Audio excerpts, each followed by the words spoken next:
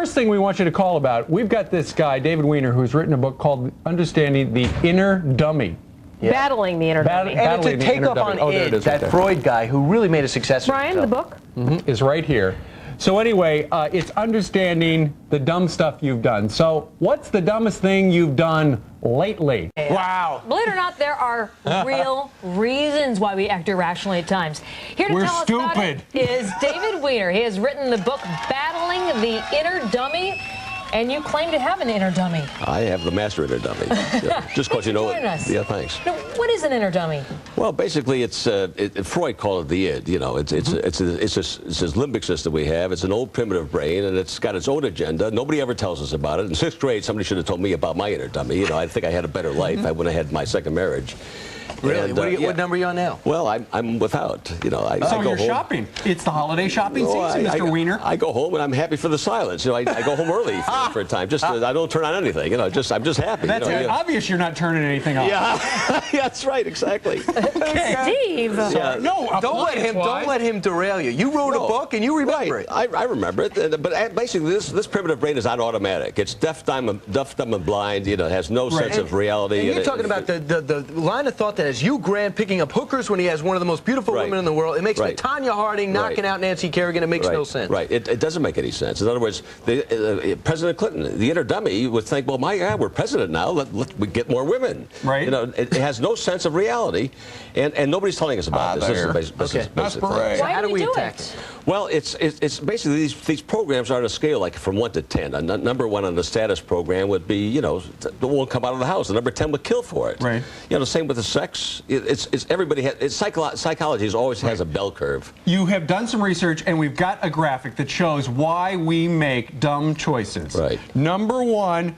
Need for status. Right. What's that mean? Well, that means if we're a number 10, we'll call up our friends, relatives, or wonder why we hurt our friend to get the next job. Like the guy who spent $25,000 on the vacation. Exactly. He wants to be able to say, I spent $25,000 on the status. That's nuts. It is. Okay, territory.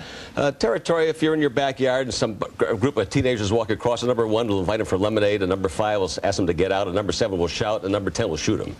Okay. That confused me a little. Yeah.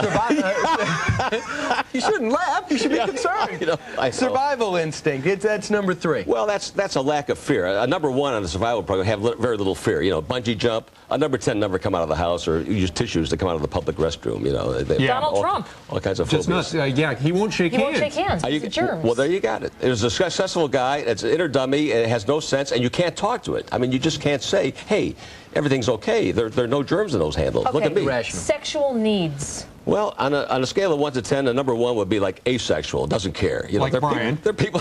Yeah. That was a confession I had to you in the break. That whole thing about the eunuch? Yeah, that whole. I made that up. I made that up, and now we've derailed the doctor again. Are we on? What's a eunuch? Isn't the show taped? Yeah. What about attachment? You guys are nuts. Well, attachment. The guy writes the inner dummy and calls us nuts. You're supposed to know why we're acting like this. I know. It takes one to know. You guys are nuts. I'm definitely nuts myself. Oh my! And the inner dummy calls you a nut. I feel at home with the show. You know, I feel like I'm right in the asylum here. You guys are nuts. You know. Okay, attachment. Attachment. A number 1 doesn't want to attach to anybody. Doesn't care. No guilt, remorse. A number 10 will let you out of bed. You know, I've known people that won't let you get out of bed to go to the kitchen and get a drink of water. I mean, they want to grab you at all times. Now, maybe that's just talking about you, David. Well, maybe so.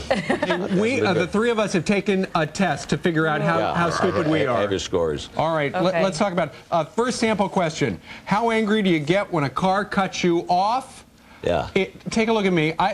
10 is the worst. I get so angry. You'll hit a cop. Yeah, I almost ran over a cop yesterday. That's right.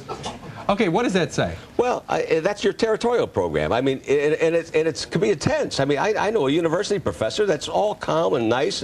A car cuts him off, and he starts swearing and waving the finger, and it's awful. It's a limbic spike. It's the inner dummy. Okay. And you can't talk to him. Number 2, how much do you like to be in the limelight? Let's see this. Steve, you lied on this. No, You did too. Oh my! Where would you Hold say? on. 4. Oh, I thought it said how much do you like being in the Foxlight? Oh, that's the McCuddy program. I know. I don't care for that at all. All right. I'm the only one being honest here. I mean, why would we be on television? I don't know about a 4. You know, Not at all. Not at all. Shut up, David. I don't know about a 4. Okay. Yeah, that's okay. I'm used to all kinds of abuse. Yeah, and look at this one. How competitive are you? Yeah. Shut up, How David. competitive. That's truthful. Oh, now you're lying, Brian. No, I don't know. You used to be a professional sports guy. It's all about effort. You're a liar. I don't have to win. David, he's a liar. Well, I won't say exactly. No, don't tell, but his side, he called you an idiot. He might have made a mistake with a number. So you looked at all of our scores, which are kind of embarrassing. Yeah. What does it say about us? What it says about you, you're all about equal. You're all within the 4 to 6 range, which means you get along. You know, if one of you were a number 9, you'd all be under tension. The number 9 wants to be power, the other's supposed to be submissive. Right. It doesn't work. You got great chemistry, and that's why. That explains why the company is thinking about changing the show to Dummies Are Us. Yeah. Yeah, and you know, I think your uppers just came loose. Yeah, I know. I do have a loose tooth. I gotta get it fixed. What do we know? Like, someone can buy your book. Someone can buy your book and go home and take this test and find. And can they work on themselves if they see this? Oh yeah, there's things you can do if you know about it. People tell you about it. I mean, there's a website you can actually take the test on. It's called innerdummy.com. People can go there. Take it free of charge. We just took it. We didn't pay anything. Folks can do that too. Hey, that's right. We're no dummies. Hey, David, say something that's going to get people to buy it. Look into the camera and tell people how valuable this is. Well, this camera over here. Okay, somebody ought to tell you what's going on in your mind. You ought to know what's going on. There's a lot of junk up there, and you ought to know it. Otherwise, you can't manage it. Thank you, Dr. Dummy. There you go.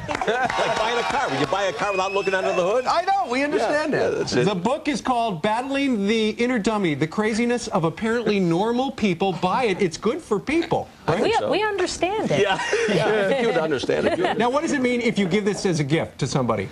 Well, you think they're nuts? It's a good move. It depends who you're giving it to. Right. You give it to people like you say, oh, that's great. You give it to Richard Nixon, if he were alive, and he wouldn't be appreciative. So, because he's too sensitive. Yeah, too I think strict. all of our viewers would appreciate I am not a dummy.